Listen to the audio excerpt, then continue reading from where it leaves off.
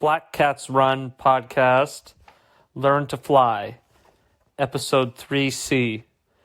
Before we get into today's segment of our Learn to Fly episode, want to encourage people to, if you're enjoying the podcast, check out, we have an Instagram at Black Cats Run. We'd love for people to go follow that space. Hopefully, as more people follow that can become a space where people can share questions or comments or other perspectives that they'd like to see represented, other topics that they would want to see covered in the podcast, and generally make that a space for dialogue. So if you're enjoying the podcast and you're on Instagram, want to extend that invitation to you to join us there in that space. So when we finished off our last segment, we were talking about the assertion that physiological models struggle to fully explain a lot about today's training in an effective way. And this is despite the assumption or the popular belief that physiological models do know how to do this. And this, I think, concept is something that has gotten sort of validation through the merging of like the tech industry with the exercise sports products industry, right? And things like a Whoop that's going to tell you or claim to tell you how recovered you are based on certain data that it's collecting. The idea of something like Golden Cheetah, which might not be familiar to many people, but you may be more familiar if you're a Strava user with the fitness and freshness and form graph on Strava, this thing that can tell you, supposedly what where you actually are.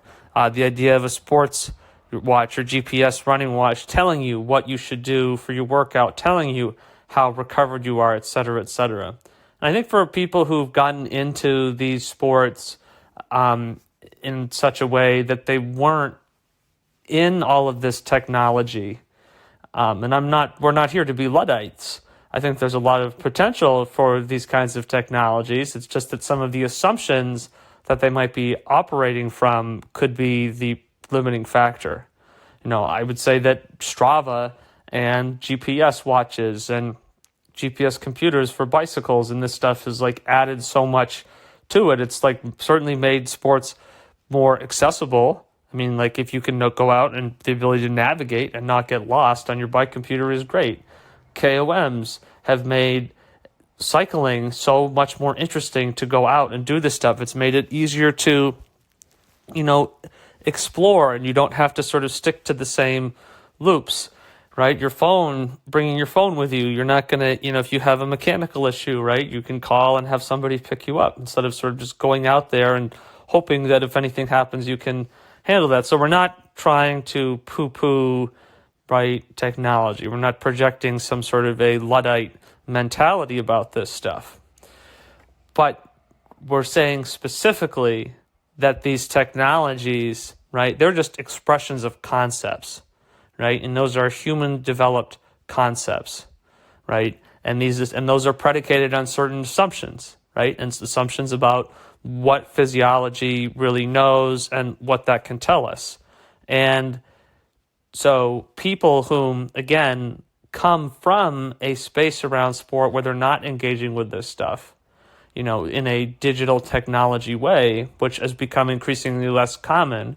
I think that you're seeing people starting out into this stuff and like getting into it. It's also comes, hand in foot with the GPS watch, with all of the, features that you can engage in if you're really into that stuff. But a lot of this stuff, to me, looks really useless. I think a Whoop is a totally ineffective intervention to give you information about where you are. I think that you can tell if you slept well when you wake up in the morning. I also think we know that, things like quality of sleep don't necessarily lead to recovery, right? So again, we're seeing that issue of, how do we like quantify these kinds of desirable things in the in the language of physiology or in the methodology of physiology of athletics? Is that going to actually be effective in getting us to where we want to be? And furthermore, I think that when you've when you've been brought into these sports or entered into the cultural space and the training space and these kinds of athletic experiences in I guess kind of an analog way, I think that is something that causes you to use different reference points, right? And whereas if your watch is going to tell you, well, this is how productive this was, right?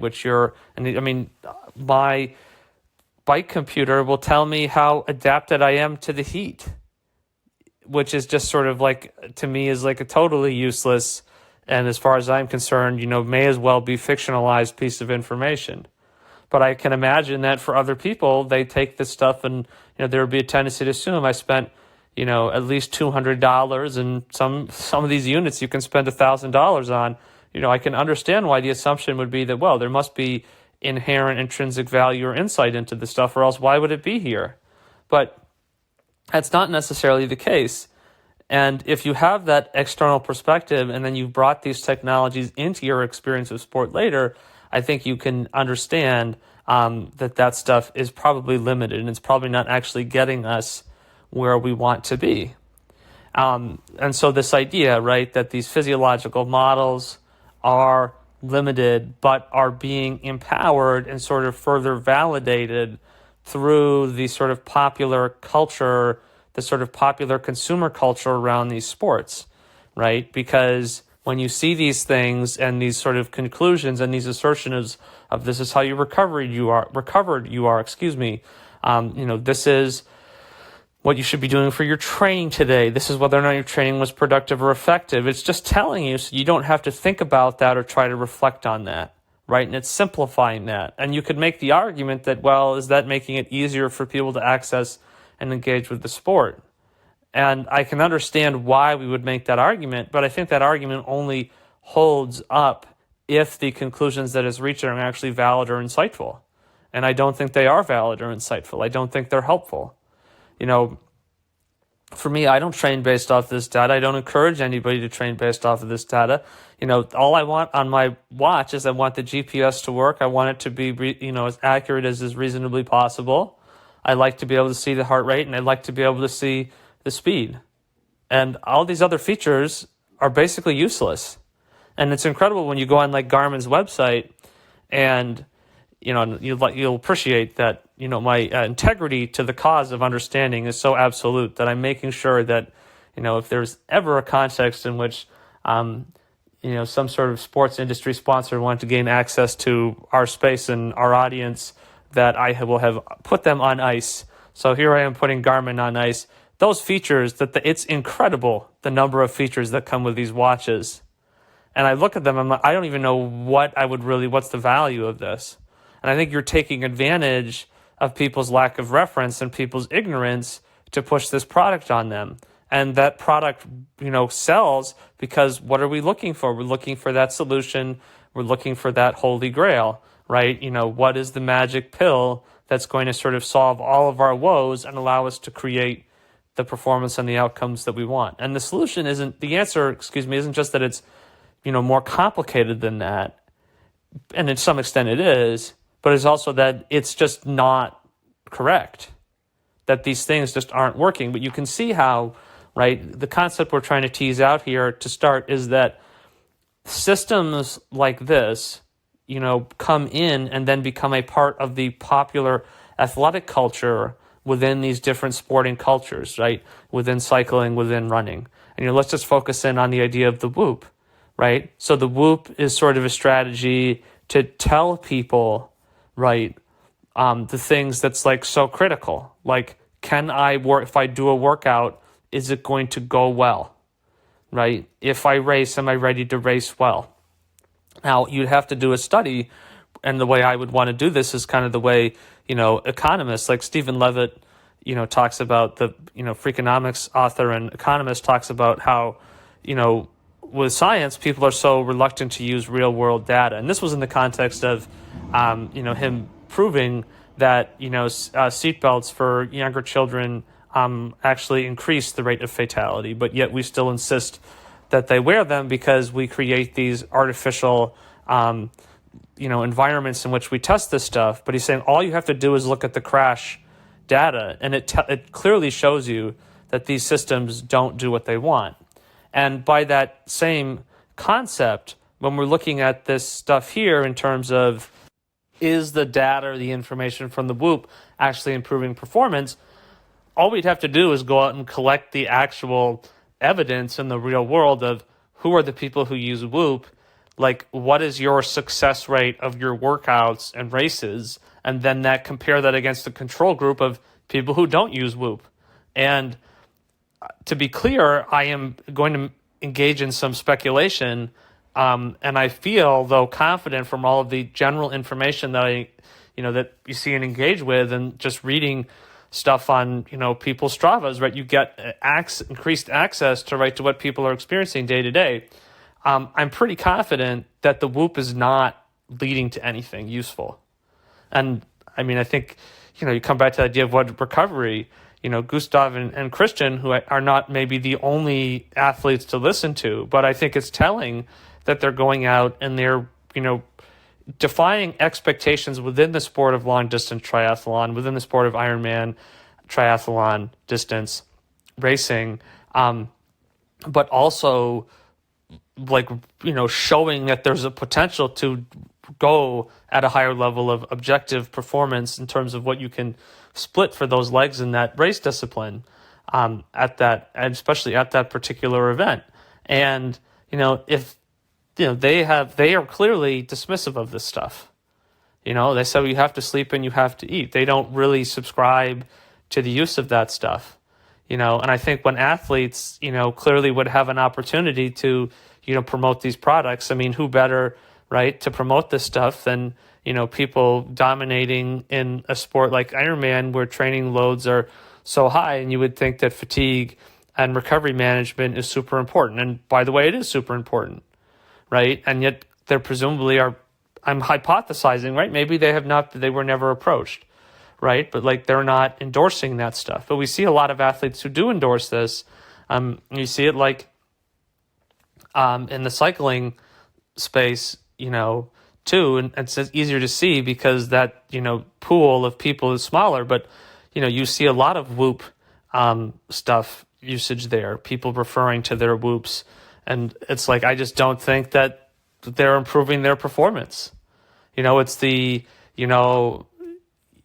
you're weighting the scales in your favor, right? And it's the idea of constructing anecdotal evidence by just picking the people who are most likely to finish well in races anyway, and just saying, just use this Whoop, right? Well, they're going to get those placings in those races probably regardless, right? And I would argue that, data from the Whoop, right, is taking away from our ability to reflect on what we feel. And that's overall, I think, a detriment, because deferring to a device is, first of all, limiting your cognitive engagement. And when you're not engaging cognitively in the same way, then you're not going to get better. And, understanding your body and interpreting what's going on, that's important, right? And interpreting, what you feel in training, and then also is a part of the experience, because I did this assessment where I sort of, was intermittently disciplined about, there's a trigger word, disciplined. I was intermittently consistent with keeping a training along. But my freshman year in college, I kept notes on stuff that I did for 12 months, right? And now this is sort of a moot point because you just upload stuff to Strava and then boom, the idea of a training log is totally archaic now, right? But you look at that, and I think I don't remember what the total miles were, and that's sort of besides the point. But of that year, I think less than 2% of the total miles that I ran were actually raced. So, how we engage in the experience of training is always important, because that's like 98% of what we do in any given year. And I would say for a lot of people who aren't following a, cross country and indoor and outdoor track NCAA season, especially in running. I mean, I realize in cycling, partly because the races are longer and you have stage racing, it's not maybe the same. But certainly in the sport of running, you're overwhelmingly training all of the time. And you want to be cognitively engaged in that space, because that's where you're going to get better. And there are sort of approaches to this idea of mental training. Of course, that's a thing. And it's not a surprise that that's a thing, because there's always been this belief, that the mind and the body have this, host guest relationship, or the belief, or I guess in combination with the belief that, we have these like core impulses, right? And engaging with those impulses detracts from what we're trying to do, what we're trying to create as our kinds of outcomes. We need to reflect on how we feel in training and be actively engaged in that, and not just dependent on some intervention, because as we've outlined first, that interventionary technology probably isn't as reliant or effective as we think, and might just be borderline like totally useless in some cases, depending on what you're looking to get out of it. And number two, like, we can't feel good in training if we're not developing that cognitive skill to engage with that, because you can get guidance and directions from these devices that are going to make you feel like crap, because they're based on this physiological set of precepts, if you will, that are not predicated on taking the perspective of sport of how you feel good. It's predicated on this like selective population of people, right, who can work through the path of discipline model of expectations, and can also demonstrate, right, these consistent adrenal responses to sport. And those people still burn out and need these like huge layoffs of engagement basically with the sport, and any kind of a like meaningful way from kind of like a general aerobic perspective to try to like recover their mental energy to then go out and then repeat that cycle of just sort of gradually grinding themselves and down and burning themselves out, which is taking an already adverse, a thing that is structured to have adversity and then just making it worse, not better. And then we also, right, need those cognitive skills that we can only get if we are actively reflective and trying to figure out for ourselves, well, how do I feel? How do I know if I feel good? If I know if I can do X or Y? And by the way, a little foreshadowing, like you can start to maybe imagine why having an improv training concept and having more improvisational skills, if you will, or thought processes are going to be really important to maintaining that positive relationship of I need to feel good as I'm doing this stuff, or else I'm just not really going to engage with it. Cognitively also, because training is such a disproportionately huge space of what we practice, especially for sports like running versus sports like cycling, where you can spend more time racing because of the nature of the sport, the way in which like specific kind of like body muscular fatigue is different. And, you don't really see, there was at one point a stage race across America, like CC Pyle's Amazing Foot Race. There's a book about that if you're looking for some weird running history to read at some point. But you don't see, week-long Grand Tour stage racing and running the way you do in cycling. And it's unlikely that will ever change because of just the way the body is reacting to the kind of like plyometric force of just jumping, right, with high levels of work and impact for what happens with running. So when we go to that race space, we also need to have cognitive skills in that race space. Okay?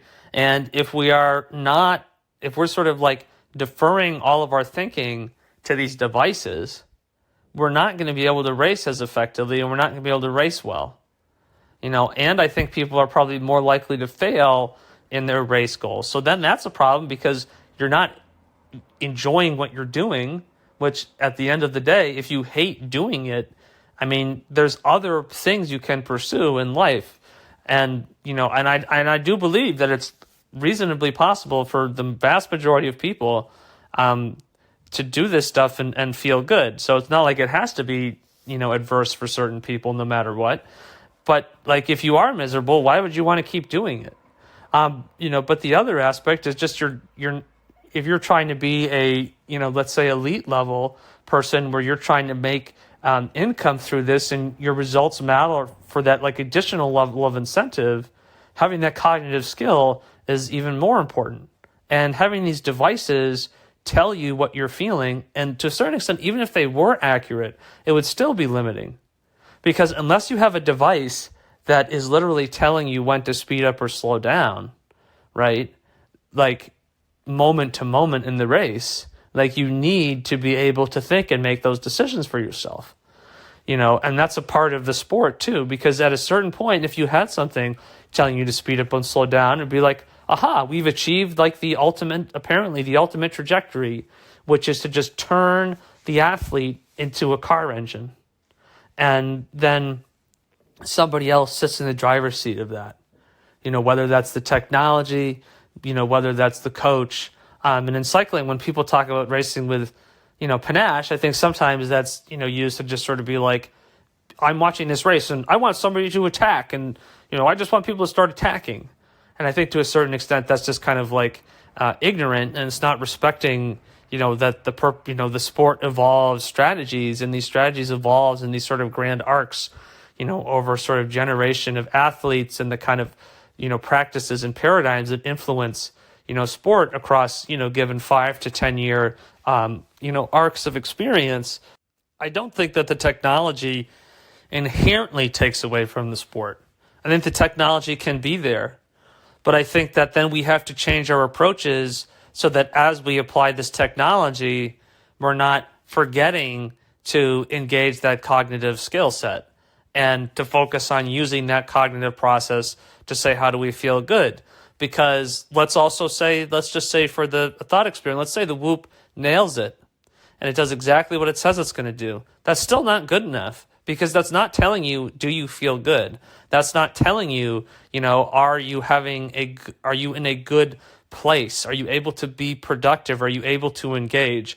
And if you want good racing, quote unquote, good racing, quote unquote, entertaining racing, and I say, put that in quotes because I think that is something that's super subjective and can mean very different things for different audience groups, right? People value different things in terms of, what they want to see in sporting competitions and what they think are the sort of sporting feats that are worth seeing. I don't think that, removing technology or adding technology has any particular impact.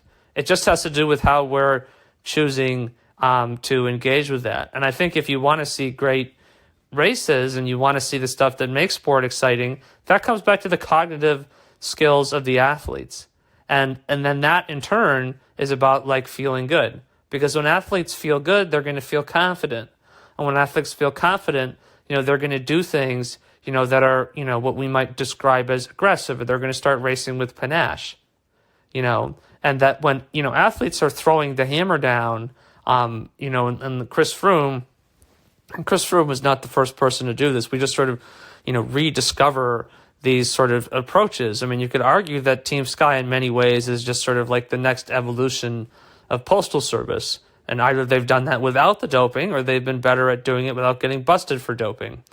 But like that's also like racing with panache. You're putting the hammer down, right? And that's an act of confidence, right? And, if we want to see evenly matched athletes, then we need athletes who can feel good and can really fully engage with the act of training. And so what's the strategy to this? It's not like people don't think about the mind, right? We're not trying to imply that. People think about the idea of like mental training. And I think that's something that you've seen sort of an increased interest in publication and research on that topic recently. by recently, I mean, in the last handful of years. And you can, find books about that, how to unlock your mental strength and brain training. A book that I've mentioned before, Endure by Alex Hutchinson, which I really enjoyed reading that book. It's a great book, so I'm not trying to knock it. But he talks about people trying to unlock brain power, and I want to say, and I apologize if this is inaccurate, but I want to say by in some cases using electricity or some sort of other external kind of stimulant or agent, if you will, and agent to induce some sort of a change, and it's Frankenstein trying to bring up the creature to life, and it just reeks of kind of old ideas about essential spark, and electricity, is sourced as such in Shelley's novel. And I also think this ties to ideas that, are based around this popular belief that we only use 10% of the brain. Morgan Freeman plays a professor in the movie Lucy, where he articulates this. So to be clear, there's no evidence that suggests we use any less than 100% of our brain. I mean, give me a break. Rationally, why would humans evolve a larger brain if it wasn't being used? That's a complete contradiction of the principles of natural selection. Okay, so you're not going to evolve something that has no use, because that's going to require energy. And in, a pre-society environment where, survival is much more sort of day to day, right? And the act of self-maintenance, is much more selective, right? That's why we call it natural selection. You're not just going to evolve this huge brain mass and for no reason, right? And it just because that would apply 90% of this is just there for no purpose until what? And until somehow we just magically recognize that we should evolve that to use it, or we're going to externally tap into it. So I don't think it's about finding something, right, that is or unearthing something, or that there's some sort of Rosetta Stone moment waiting for us to stumble across, and it's just going to totally change the way we think about and understand this stuff. Will there be breakthroughs in understanding of the brain? Yeah, but that's not going to be oh my goodness, this sort of X-Men, all of a sudden people are starting to do things and unlock magical powers of the brain. We use all of our brain, and it is, that's the reason why we're alive, is because it's functioning. When people receive brain trauma, concussions, why do you think it has such a significant impact?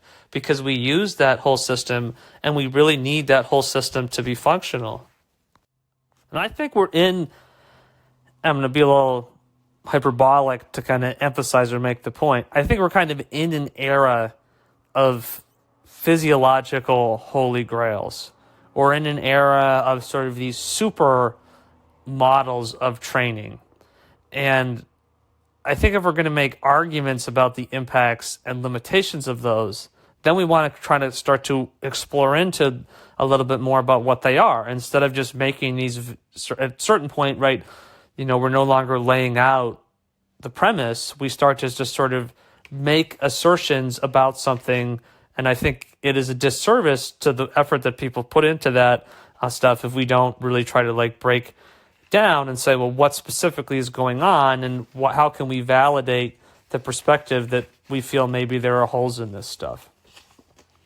So obviously there's an incentive to make money, and how can you turn your training ideas into profits?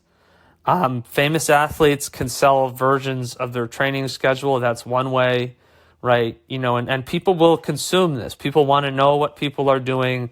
Look at the Jim Ryan story. That's a book that at a certain time, definitely had an impact and an influence on people. And people are looking for the answer, and people want some sort of a system. Systems have always been a goal, right? It's more efficient.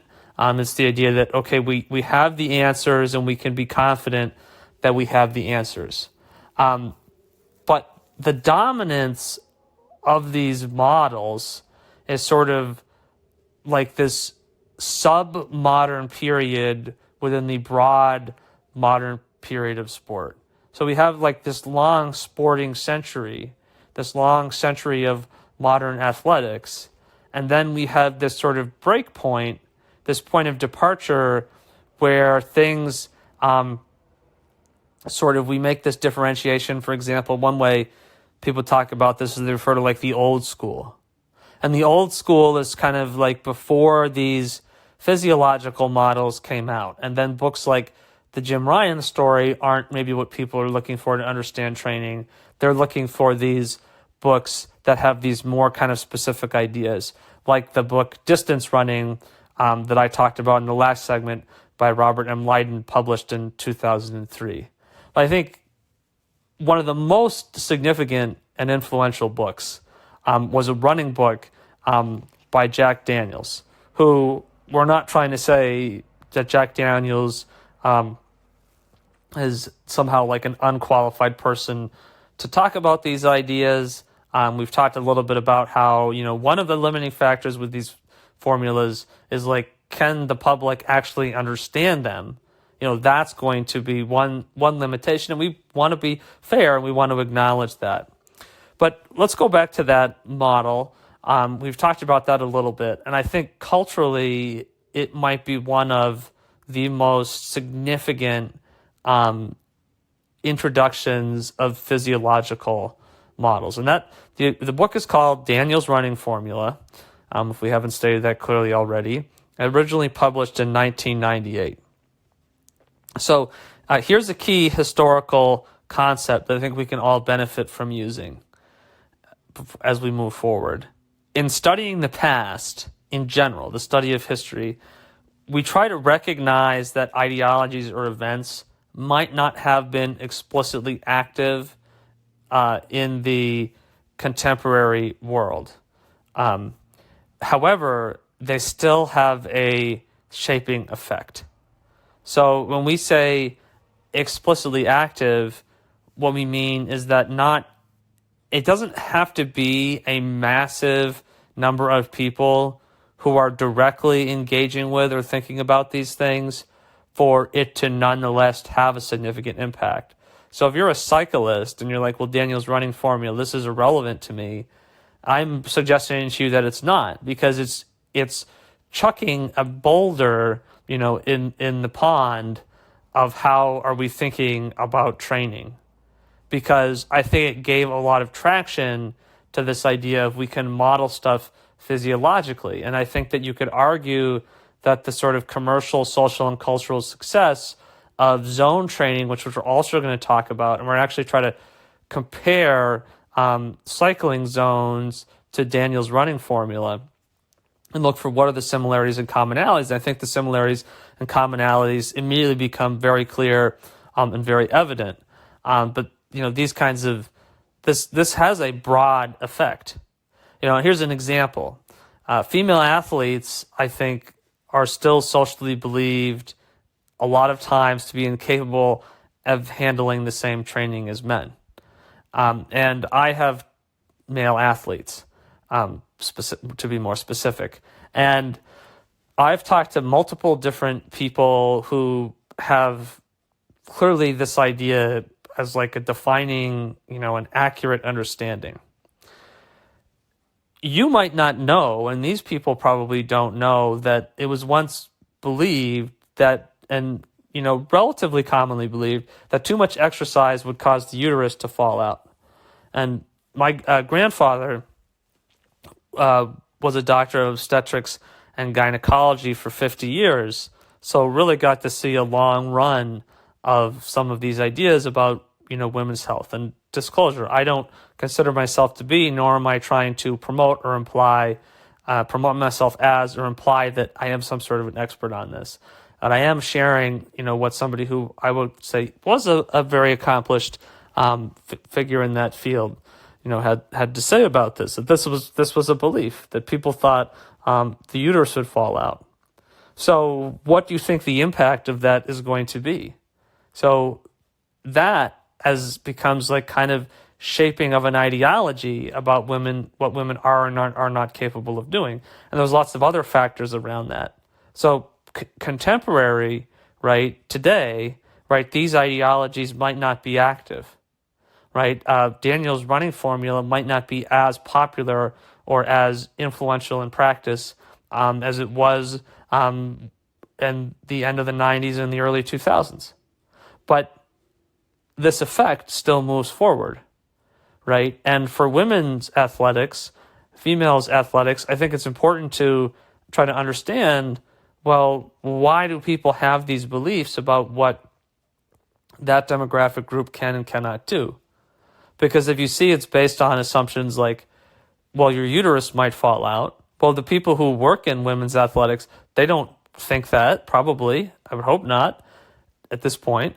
And they might not even know about that concept. But they might still be enacting a set of ideas that they've learned about, how women should be engaged with, how female athletes should be engaged with training. And so this means that we're also talking about an idea that has impacted the broader endurance sporting landscape. And I think this physiological moment, which sort of created this modern period within the modern period, right? I don't know if I want to say postmodern, but it's sort of like upped the ante, and it created this divide. And I think people sort of like, let's roughly give it a date. Let's roughly say, by the 1990s, this stuff started to switch, right? And in 1990s, for some of us, doesn't really feel anything more than incredibly recent, but it's now 2023, right? So we're in the scale of sports, 20 to 30 years is a significant span of time. So that it's been a while since that sort of paradigm shift of sport has happened. And because ideologies like the sports physiology ideology causes displacement of thinking, people hear things and speak about things differently in general. So you don't need to be directly encountering these models to be impacted by it, because it's changing the way we're talking in general, right? And so much of our attitudes and our mindsets and our beliefs about sport are based on the conversations that we hear or that we get to be a part of.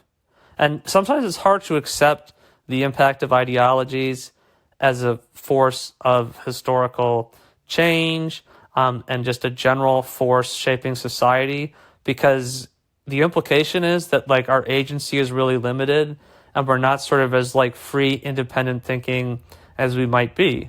And that doesn't have to be that way. I mean, that's kind of like the whole point of this podcast, if we're going to oversimplify it, is to talk about things like this, to sort of take back that kind of, intellectual, free-thinking agency. But we also see, when we began this episode by trying to talk a little bit about different examples of like sports technology and how that merges with physiological ideas, and however that takes over cognitive roles that the athlete usually, had to be able to figure out if they want to be successful. And we're saying that that's not, increasing the level of athletic achievement. It's just eliminating the kind of thinking that people were doing in the past. So there's another example of like, that's sort of like this like techno ideology, where it's a set of ideas that are being discussed in a sense and spread by every time your device sends you a message, right? And that limits our agency too. So we're experiencing this process in a lot of ways all the time. And that's not inevitable. We can have agency, but we have to proactively work to cultivate that.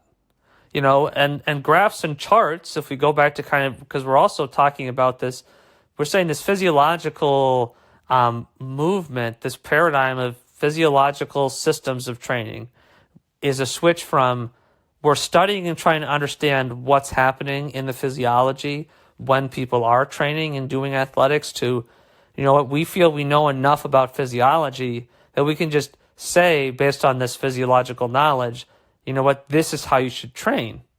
And that's something that you can sell, right? So there's an economic incentive to do this. And we kind of go from an analog system with like Daniel's running formula or my distance running book and other things, publications in that same vein, to now we're saying this digital version where your devices are just sort of repackaging and peddling that to us in a different form. But graphs and charts like are tools to try to model data to see patterns and reach conclusions, but they don't develop competency in athletes or frankly in coaches. And that, you see practice among coaches is to develop a system and then give that to people. And you see this in coaches who are hired to work at institutions. They try to develop systems. And if they stumble on to some good ideas, or if they deliberately get to these points of developing really effective ideas, you can see those institutions really producing a lot of success. But that also means there's going to be people who are going to be crushed by those institutions who could have been successful otherwise. But institutions, by their nature, tend to be really inflexible. And then we also see the movement of coaches, right, trying to sell things. And you can look and you can see all of these. It's a really interesting market space, the industry of endurance coaching. And they're ultimately about systems. And I think the marketing basis is usually that there's, the workouts are physiologically validated. And a lot of us don't know enough about physiology to know if that's the case. We're sort of taking it at face value that people aren't using jargon or sort of like a form of athletic con artistry or snake oil. But I think we need to be more open-minded about that, because I think the kinds of tools and systems that are supposedly giving to us don't really do everything that they promise to do. And maybe a simple way to say this same concept is just to say that if you know what the schedule is, that doesn't mean you know how to train. And, you can use data to evaluate what works. And I do this all the time, and people do this all the time. Statistics, you can reach a lot of conclusions, and you can see things that are really quite interesting. But it's also easy to generate data that just kind of does nothing. Expanding on that concept of knowing the schedule isn't the same thing as knowing how to train. Posting spreadsheets of workout data gives info, but it doesn't teach. It may be at best, right, you're looking at a motivational tool to work harder, but that's also then based on the assumption that, the problem is the athletes aren't working hard enough. And I think we've called that into question too. And I think when we start interviewing people and bringing people on the podcast, which we are going to do, but I hope everybody in the audience understands that, obviously that requires some coordination of people's schedules and whatnot, but those will start coming out, more and more by the end of the month. And then that will become a staple on the podcast. But if you think back to the example I gave of my ECA seat goose egg at that cross-country race, well, the spreadsheet said blank, right? Said I was, the alternate for the varsity level squad. And then the actual race results said that I, was a burnt grilled cheese sandwich of a runner. So, these systems, right, they're clearly limited, and they're clearly not always telling us what we think. They're not nearly as predictive as we think. And the physiological models of training are basically supposed to be predictive. And that's what Daniel's running formula, in a sense, is basically saying is, we're predicting that if you do these things in these ways, that you'll get better and you'll progress. Right? And that, supercompensation will occur, right? You will now be in that Goldilocks state where everything is coming together. But I just think in practice that for so many people, right, just like if you looked at the Whoop and you looked at the data and you looked at the people who don't use Whoop, I don't think you're going to see a variance in performance. Like the Whoop is not moving the needle on that, and I think that, that's true in, these other areas too. We are equipped with consciousness. We already have tools, okay? And that's the system that we need to be engaging. Not sort of relying on technology. You can use the technology, and if it's fun to have something that tells you how recovered you are, you can do that. But you need to develop your own model of recovery. And maybe that would be a topic for a future podcast, is to try to say, well, what would maybe be a better way to try to model or determine, what our recovery is? And can you actually do that in a universal or common way, or is that going to be, unique and singular to different people? And when we think about engaging that consciousness, I think we want to say, well, there are feelings to master, right, and control, right, and the sort of like, okay, and that basically means to say, okay, I'm feeling this, but maybe that's not the right conclusion, or maybe I don't want to give that too much energy, right, because that's moving me in the wrong direction. And there are feelings to empower, right, to sort of focus in on saying, well, what has utility and impact, what's achieving and getting us where we want to go. And I don't think that is somehow proof that that's more crude, because like the Whoops and the GPS watches and the other technologies and, the Strava fitness, fatigue and form graph and all these other things, they're also responding to different things. And they're not like actively like evaluating that stuff. It's already made the determinations of what matters and what doesn't. So it's not a limitation of developing the mind and the cognitive skill of being an athlete as a mechanism to, get closer to that, feeling good dynamic that we're saying is a linchpin of athletic engagement and athletic experience being both worthwhile and being effective in terms of like actually improving what we can do. I think that's actually proof that, it's a better system, because it means it's like active and it's evaluative and it's like constructively adaptable.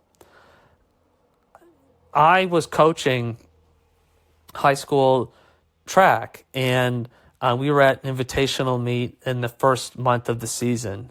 It was one of the first invitations, and there was a coach and I was on the infield with my distance running athletes, and we were kind of getting organized, and I was engaging with the athletes and trying to keep people relaxed and but also talk about their races and how's it going to feel and what could be happening here and blah blah blah. That no need to go into that over much, because the important part of this story is that there was another coach with an athlete, and he was telling this girl that to break 6 minutes in the mile, to run 6 minutes in the mile, you got to run 90, 90, 90.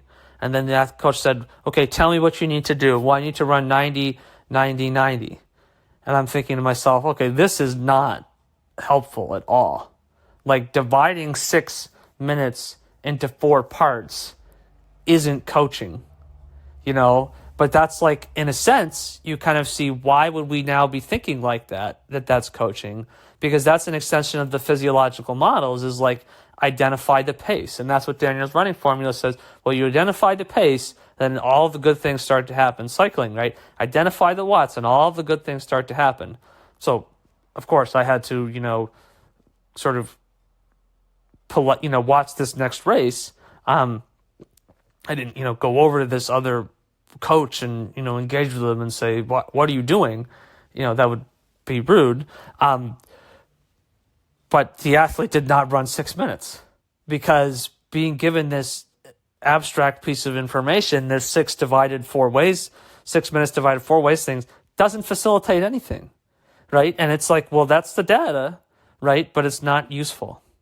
And, original question in this learn to fly, right? That athlete was not learning to fly, right? They did not grow wings and execute and elevate. They went out and failed. And they looked, my recollection was they looked a little pretty unhappy, and the coach was nowhere to be seen at that point, which I think also speaks to a limitation of this physiological data approach and the effect that it's having on coaches, right? That like talking to athletes after the races is just as maybe more important, because that's when the experience is the most intense. And that's where like a lot of that cognitive like development that we're talking about can really occur, because this is all fresh in our mind and we can engage with it. We can start to sort of say, well, what are all the different things that we're feeling? What are the things that are going to be like useful to focus in on? What things are like the sort of factors that if we can think about those and identify those, that's going to then maybe going to allow us to like have the performances that we want to have down the future, right? Figuring out, when we talk, that's what we mean when we say talking about trusting our feelings. And it's not this, Star Wars, A New Hope, thing where Obi-Wan is telling Luke, to trust your feelings, trust the Force kind of thing.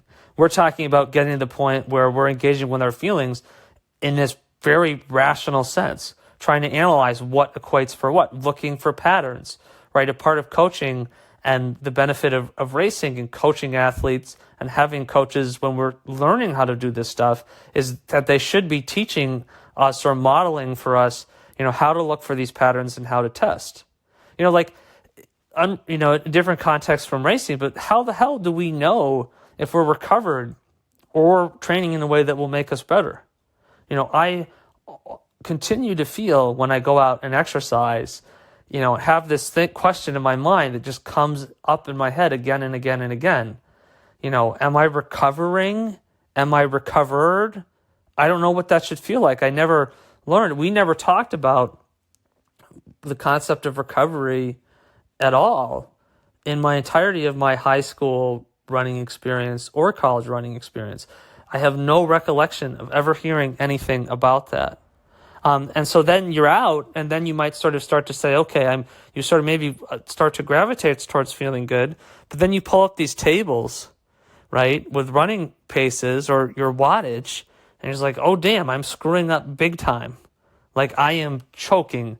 And then you sort of start to press, right? And then it doesn't lead to improvement. It leads to starting to maybe like fall apart. And then like then you're like, okay, I'm definitely not recovered now, because now I'm trying to do these things that apparently I'm supposed to do, and now they're just totally failing. They're totally impossible. So these physiological models are, I think, confusing, and they oftentimes create a contradiction with what we feel.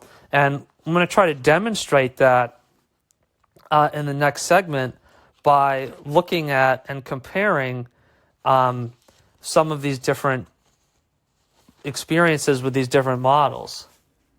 To do that means starting with, looking at, I think, sort of some more general examples and descriptions of, the training that I see people doing, that I've sort of collaborated with people on or advised people to do or coached people to do. What does that look like? And, how does that compare to physiological models in a general sense? And then we'll also progress in, later segment to looking at, I'll use myself as a specific example and look at my data and say, what should it look like in a running model? We'll use the Daniels running formula, and we'll say, what should this look like in a, cycling zones wattage model? And then I'll show you, what do I actually do, in practice, and why is that happening? Because we might be assuming as I'm implying, that I don't do what the models say. And we might assume, right, the bias, and if you're experiencing this interpretation, I would ask you or encourage you to ask yourself, like, are you defaulting to what these models have taught us? Because if you're saying, well, that's your problem as an athlete, you're not following the model, is that the right answer? Because I'm arguing that I'm moving towards what feels good. And I want to make the argument that that's more effective for me and for people in general. So that's it for today's segment. I hope that you're continuing to enjoy the podcast. Stay tuned for some, interviews with some top secret guests coming up down the road. I'm hoping for those to start appearing on a regular basis by the end of the month.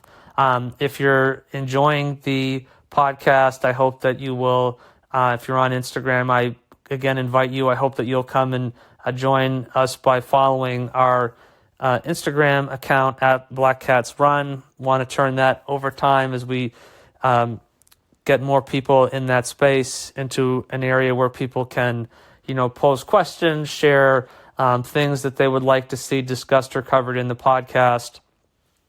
And, also, like, if you have points of view that you think would be represented, or if you have different kind of sources or materials that you want to see the podcast engage with and sort of offer some different, perspectives on, to do that. So I hope you enjoyed today's segment, and we'll catch you next time.